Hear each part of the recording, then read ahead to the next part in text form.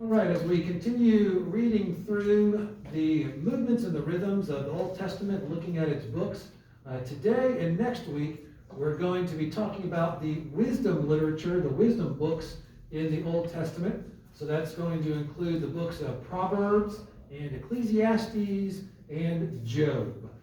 Those are the specific Old Testament books that contain different kinds of wisdom and are presented in different kinds of ways. Some are stories, some are sayings, but they are good books that kind of wrap and hold the wisdom of the ancient Israelites during that time. But of course, since human beings began, they've always been eager to try and learn and hold or collect advice and wisdom and stories that guide us in how we live. So in the Old Testament, the wisdom literature there addresses questions like how we can live a good life, how we can be our best selves. A lot of the wisdom books offer practical advice, especially the Book of Proverbs, and we'll cover some of that practical advice tonight. And they also ask a lot of questions. The other wisdom books, especially Job and Ecclesiastes, ask questions about the meaning of life and all of those different kind of topics and ways to present wisdom, whether in questions or sayings. It's all done with theological reflection as an undercurrent. Like, where is God and where is righteousness involved in this wisdom and this advice? So, like I said, the Book of Proverbs is full of a lot of practical advice, short sayings, and some, like you'll hear tonight as we read, some chapters, almost each verse is just a separate saying of this is a good advice, this is a good advice, this is a good advice, and they don't often connect with each other. Some chapters in Proverbs are literally just a list of really good advice and good things to keep in mind. Other times in Proverbs, you might have like a paragraph, or you can see that there's a common theme in some of the chapters where a lot of the sayings will connect with each other about kind of maybe one specific idea.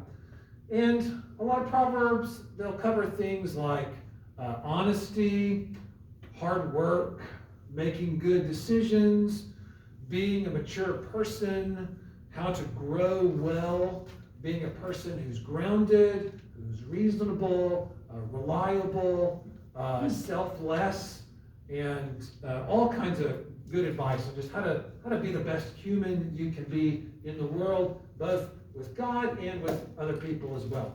So as you read the book, it kind of gives the impression in Proverbs that if you live right, things will go well for you. But if you live wrongly and make bad decisions or act poorly, then things in life will go poorly for you. So Proverbs, a lot of the sayings imply that if you live right, make good decisions, then things will go well. And if you live poorly or make selfish decisions, things will go badly. What's interesting is that next week when we look at Job's and Ecclesiastes, they take a little different slant looking at that idea. And those books, you'll see, have a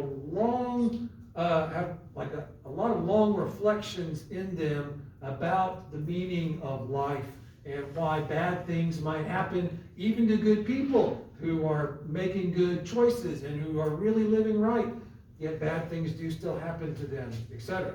So it's interesting that a lot of what's the advice in Proverbs and the stories like in Job and Ecclesiastes give different perspectives. And I like Proverbs because it gives really short kind of hits and sayings that you can remember. They're easy to remember, even though sometimes the formula, it can be tempting for us to reduce it to a lot of the Proverbs to just do good and be blessed, or do bad and suffer. And we'll hear that implication in some of the Proverbs. But then next week, as we read Job and Ecclesiastes, it's going to flesh that out a little bit and say, well, sometimes there's other things that go on. But it's a fair start And as we read, you'll hear just really good, practical, good starting advice. So, tonight, let's pick some different Proverbs throughout the book to read. And it is true that a year ago, almost exactly a year ago, when I was doing the Bible studies just up in my office and talking to myself for 20 minutes a week, I did a whole series on Proverbs and covered a lot of different chapters. So if anybody wants to look into more specific Proverbs in detail, then I'll post a link in the video description for this video online, and you can go back and see some more chapters, more verses. Most of the ones that we'll read tonight I didn't cover last year, but some of the ones, like some of the main ones, like the very first beginning verses, I did cover last year, but it's good to review. And tonight it's going to be kind of like a quick overview, like a quick sum up. But let's look at a few tonight and think about what they can teach us. And I wrote 3 questions up here to kind of guide us as we think about each of these passages we'll read. So I'm going to read a passage, and then I want us to think about these questions as the verses give us advice on how to be our best selves in the world. We'll think about what's involved in the good life, as these verses kind of imply what a good life might look like, or what you might have to do to experience a good life, or what you might need to avoid, etc. What is the purpose of wisdom? We'll see what these passages say about that. And what is gained? What can you gain by right living? And I'm not going to read every verse in all those chapters. I'm just going to read like a few little verses from each chapter, but I didn't have enough room on the dry erase board to write all of these specific verses. So I'll call them out as we read. And let's start at the very beginning, a very good place to start. We'll read Proverbs chapter 1, and I will read verses 1 through 7. So these are the very first 7 verses of Proverbs, and my Bible labels them as the prologue, the purpose, and the theme of the book. It says, "The Proverbs of Solomon, son of David, king of Israel, for attaining wisdom and discipline, for understanding words of insight, for acquiring a disciplined and prudent life, doing what is right and just and fair, for giving prudence to the simple, knowledge and discretion to the young. Let the wise listen and add to their learning, and let the discerning get guidance.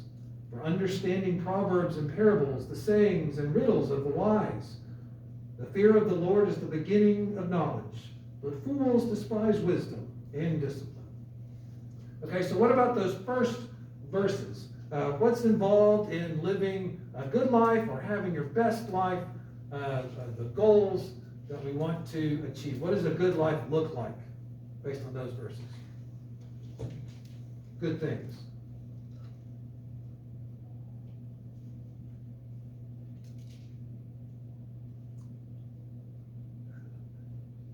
Yes. Well, the fear of the Lord. There's the fear of the Lord. Yeah. That's it says that's like the first step. That's the beginning of knowledge. Mm-hmm. And then what kind of, as you would grow in knowledge and wisdom, what might you look like? What kind of adjectives, descriptions might a person be who's trying to live that kind of good life in the fear of the Lord? Disciplined and prudent. Yeah. Disciplined, prudent. And to discern the sayings of understanding. Today it's really difficult to discern and get right. Understanding. That's right. That's a continual area that we all need to work on, is developing our discernment, our kind of keen awareness, and then being prudent and being disciplined. A lot of the verses in Proverbs, they discourage, or they kind of talk bad about people who might fly off the handle, kind of go in rage, or might get angry, or just kind of really aggressive. Like the Proverbs paints a picture of someone who's growing in wisdom and maturity, as being, kind of what's the word? Like they're grounded. They self-control would have been another kind of good description of their life. Yeah. What else? What can be gained by right living from these verses? We've already said a little bit. What can you gain? Peace. Some peace. Mm-hmm. Yep. Peace and guidance. And I think those are really related, because if you kind of know where you're going, and you know God's leading you and you're going that direction, gosh, that gives you a lot of peace. And vice versa, if you have a lot of peace, then you're going to be more able to discern where God might be guiding you. Yeah. All right, well, let's keep reading. Let me read chapter 3, verses 1 through 6. And here you'll hear a technique that's used in a lot of Proverbs. It sounds like a teacher talking to a student, or maybe a parent talking to a child, or a grandparent talking to a grandchild, something like that. So these verses use that presentation. My son, do not forget my teaching, but keep my commands in your heart, for they will prolong your life many years and bring you prosperity. Let love and faithfulness never leave you. Bind them around your neck. Write them on the tablet of your heart. Then you will win favor and a good name in the sight of God and man. Trust in the Lord with all your heart, and lean not on your own understanding, but in all your ways acknowledge him, and he will make your paths straight. Okay, so what's involved in living the good life that these verses show us? What do you do? What's it like? What does that person look like? Paying attention. Paying attention, yeah. Uh-huh. Showing love. Showing love. Uh-huh. Uh-huh. Kindness, yes. Faithfulness. Uh-huh. You can hear a lot of like the fruits of the Spirit that Paul lists later in the New Testament. Peace, love, joy, patience, kindness, goodness, faithfulness, gentleness, self-control. You can hear a lot of those in Proverbs. So what's the purpose of wisdom here? What does wisdom help us do, or how is it a blessing? Helping you live a long, healthy life. Yeah, yeah.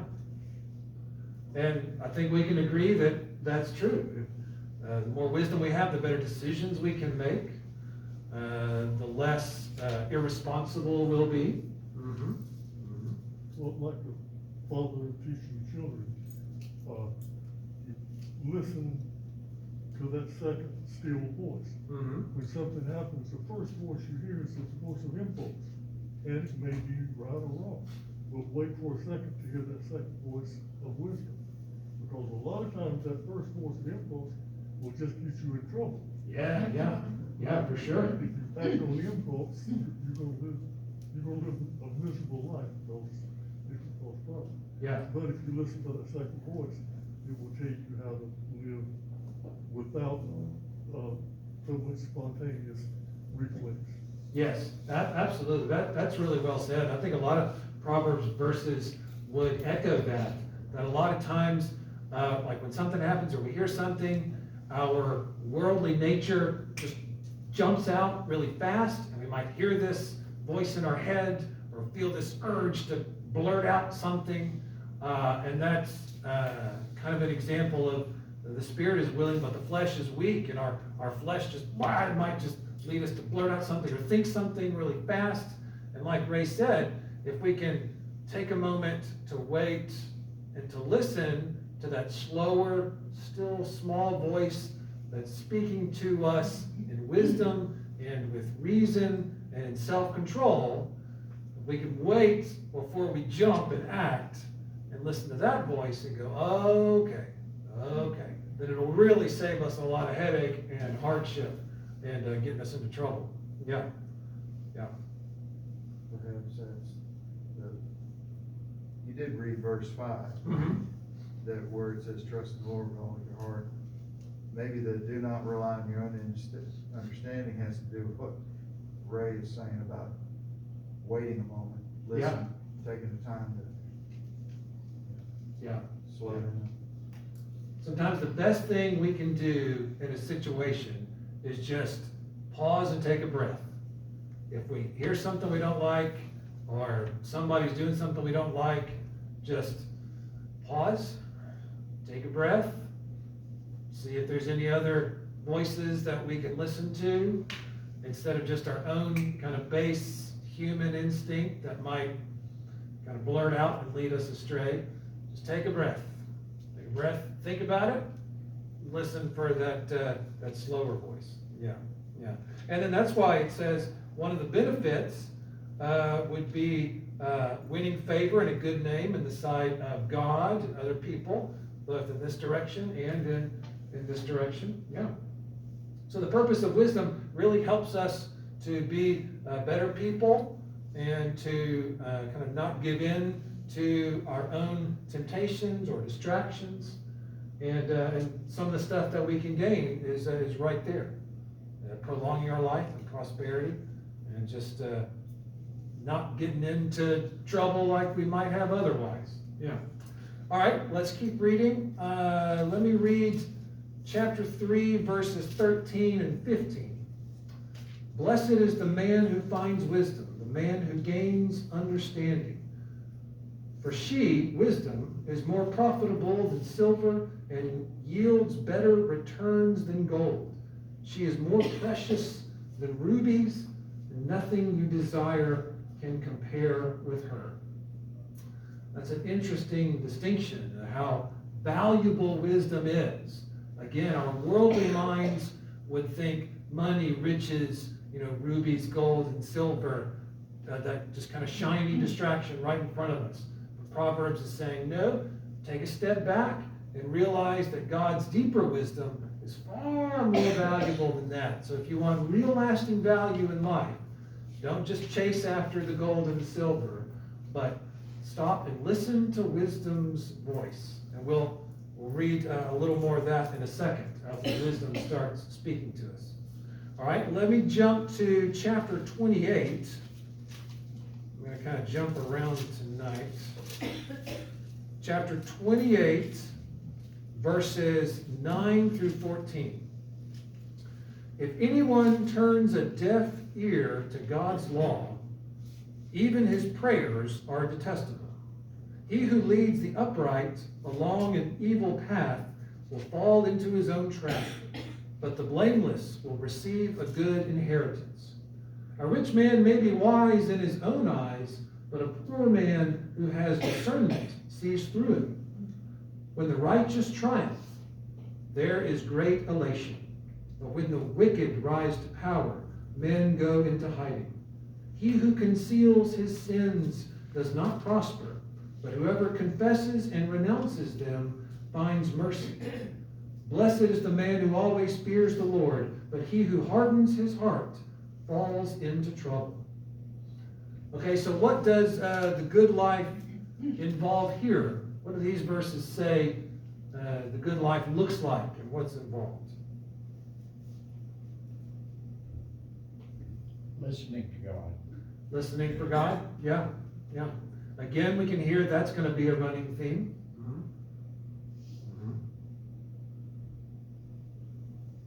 And the one who confesses and abandons them will find compassion.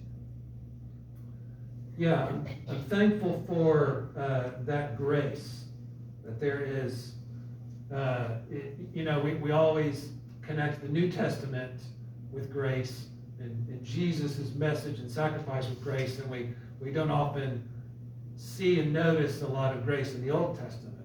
So it's great to see that here, that it's not too late. Even if we have been trying to hide our shortcomings, conceal our sins, even if we've been chasing after money, it's never too late to confess and say, you know what, I'm going to renounce that direction and repent and go this way in the godly path. Unfortunately, there's mercy. Yeah. So what's the purpose or the blessing of wisdom and living a life of wisdom from these verses?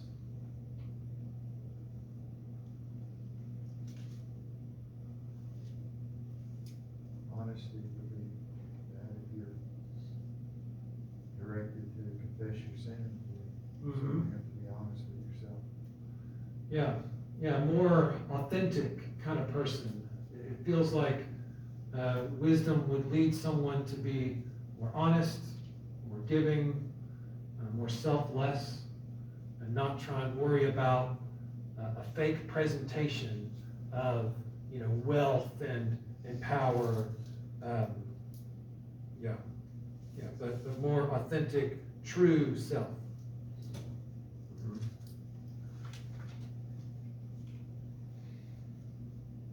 What about what can be gained by living right, according to these verses? Mercy, we've already said mercy if we turn to live right. Discernment. Discernment. Help us make better decisions and follow that righteous path.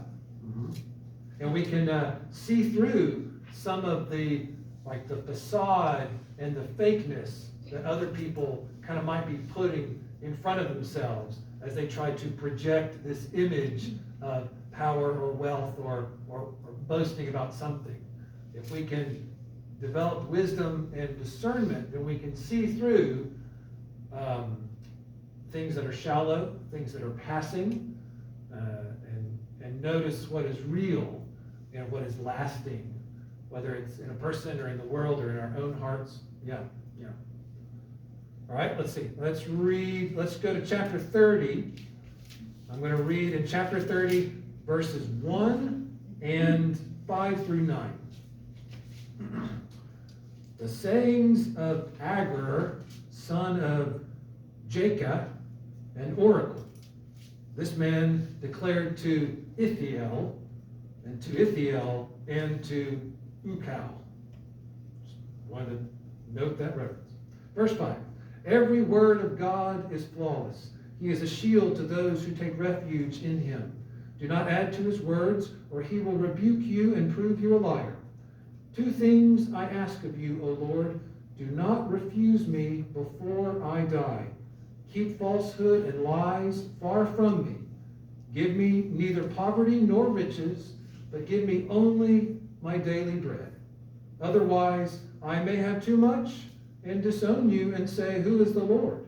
Or I may become poor and steal, and so dishonor the name of my God.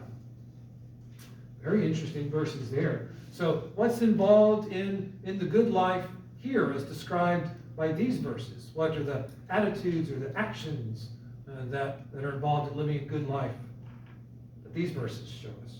Balance. Balance? How so? On one hand, he does one thing, and on the other hand, another. Yeah. That's a really great request. How many times do we pray for God? We pray to God and ask something in the extreme. Give me all of this, or just, or take all of this away.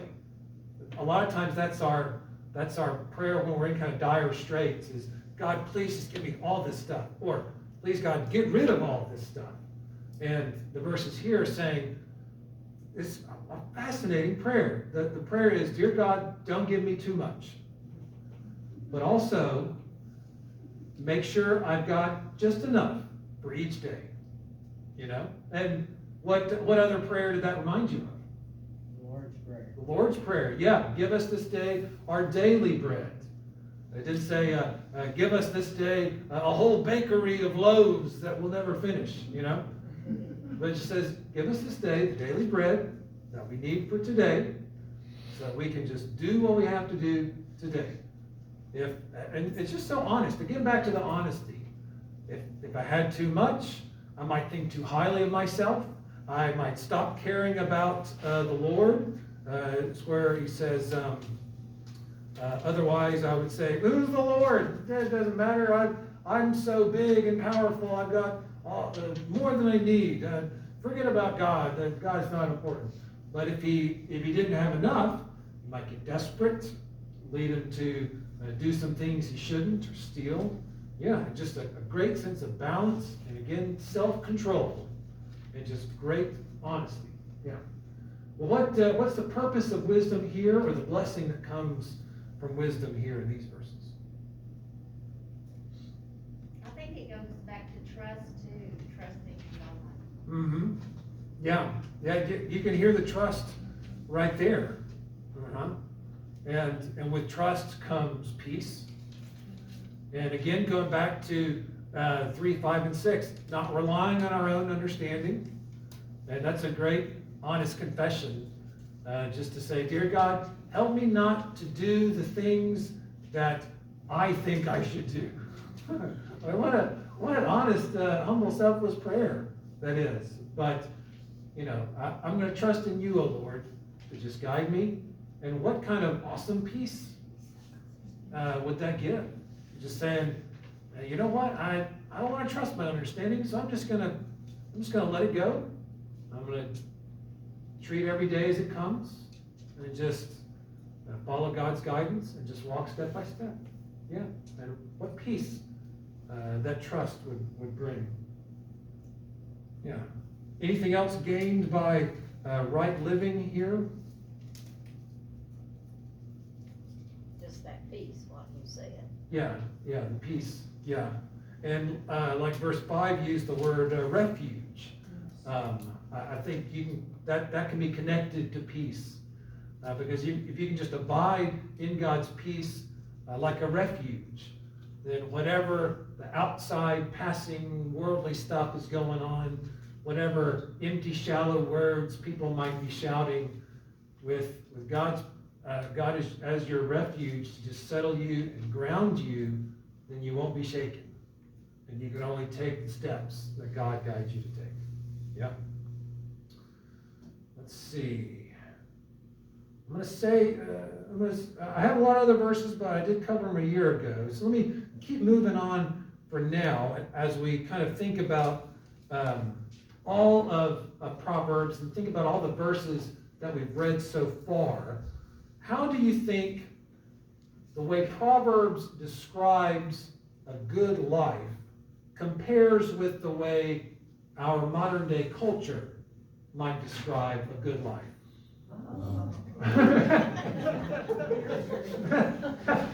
I take your laughter to mean there might be some dissimilarities, you're saying. Well, how might our culture describe what a good life looks like or involves?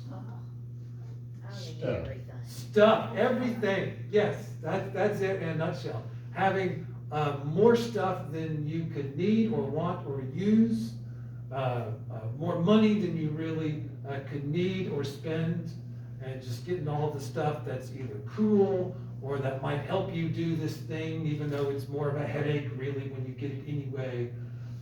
Just getting more and more stuff. Yeah, right. And I don't think God ever superimposes his will on anybody.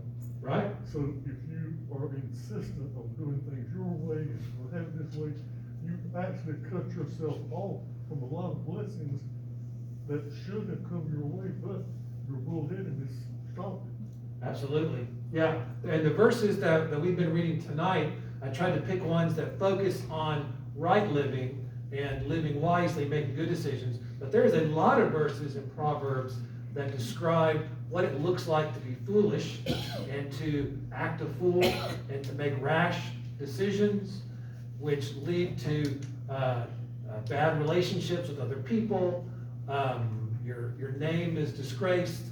People see through you. You get in trouble. You ruin things because, like you say, you're so bullheaded. And there's a lot of verses in Proverbs where, like you said, God's not going to force us to always do the right thing. It's our choice to give our lives to the Lord or not. And later tonight and the rest of the week, I encourage you to flip through Proverbs and see what other kind of sayings you can find about what happens when we don't do that and we choose to indulge ourselves too much and just be selfish and only try and get as much as we can. And Proverbs has a lot of harsh descriptions for folks who make those kind of decisions. So what does Proverbs then say is important in life? Based on the verses that we read tonight, what would Proverbs say is really important in life? Fear and trust in the Lord. Fear and trust in the Lord, yeah. That's like the first thing to do, And if you can keep doing that, and that'll lead you in the paths of righteousness, you'll develop more wisdom and more maturity. And it doesn't happen overnight. And it doesn't happen after a few years. It's a lifelong journey. And that was one of the themes that was really neat to notice when I was doing the Proverbs study a year ago, is that there really is a spectrum of total foolishness to total wisdom. And we, all of us, can be on different parts of that spectrum on different days, depending on how we're acting, how short-tempered we are, how peaceful and grounded we might be, or different moments of the day about different issues or dealing with different people. So we've always got room to grow into wisdom. We can always develop more wisdom in our life. Yeah. You could say that the purpose of the whole book of Proverbs is to be a handy book that is a guide to successful living with an emphasis on the sovereignty of God. So even though it's got practical tips for successful living, there's always that, like I said, undercurrent of God's presence and guidance and invitation.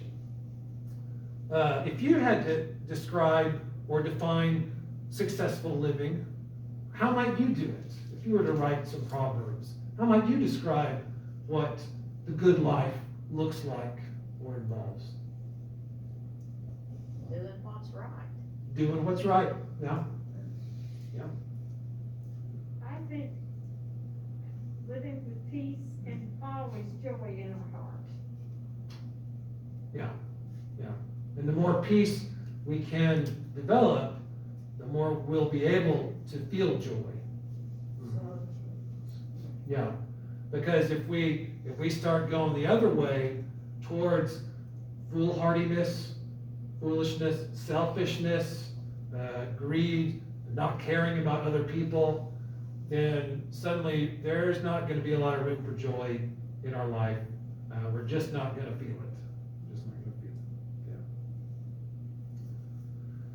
Yeah. What about the idea that a lot of the verses we read tonight and a lot of other verses in Proverbs kind of implies that, what do you think, living a good life is rewarded with happiness and prosperity?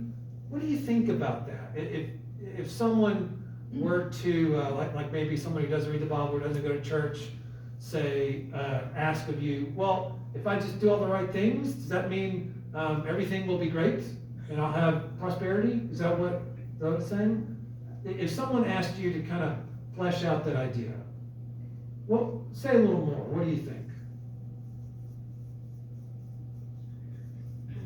You can be content without having things. So maybe prosperity doesn't necessarily mean all the worldly amenities that we can buy. Maybe prosperity means a little something different.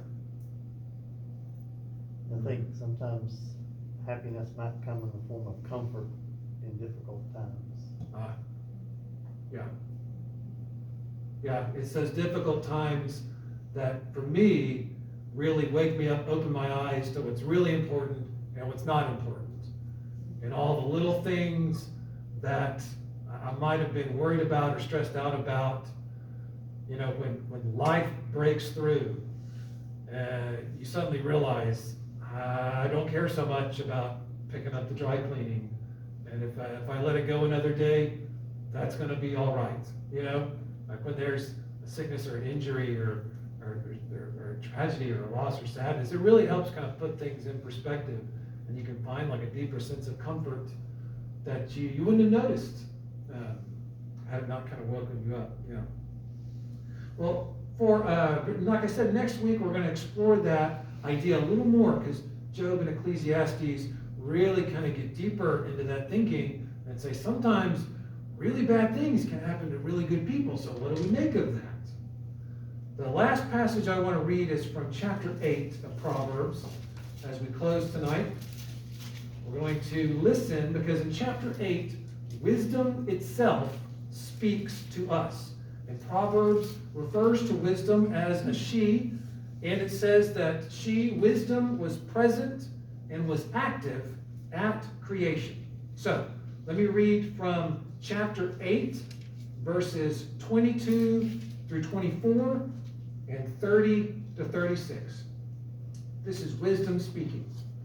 The Lord brought me forth as the first of his works. Before his deeds of old, I was appointed from eternity, from the beginning, before the world began. When there were no oceans, I was given birth. When there were no springs abounding with water, then I was the craftsman at his side. I was filled with delight day after day, rejoicing always in his presence, rejoicing in his whole world and delighting in mankind. Now then, my sons, listen to me. Blessed are those who keep my ways. Listen to my instruction and be wise. Do not ignore it. Blessed is the man who listens to me, watching daily at my doors, waiting at my doorway. For whoever finds me finds life and receives favor from the Lord. But whoever fails to find me harms himself, and all who hate me love death. So there's some interesting connections from those verses as we hear from wisdom herself speaking to us and kind of naming and recognizing things that other sayings and proverbs told us about. If we follow wisdom and we seek wisdom, then our lives will be better because of it. And if we don't care to pursue wisdom, we just think we've got it all figured out already, and we just do whatever we want to, our lives will be worse because of it. And it gives the sense there with wisdom talking that there is this deep, eternal, godly wisdom that was there before us that we can listen to.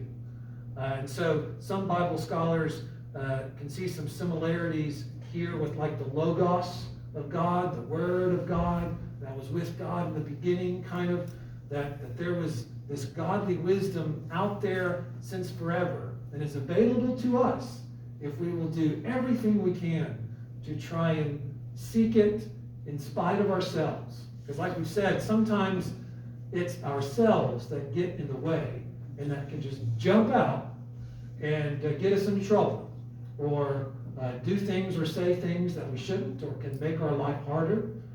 But if we can pause, take a breath, and remember that there is an eternal godly wisdom that surrounds us and has been there forever, that we can listen to and follow and tap into, then gosh, will our lives be better because of that.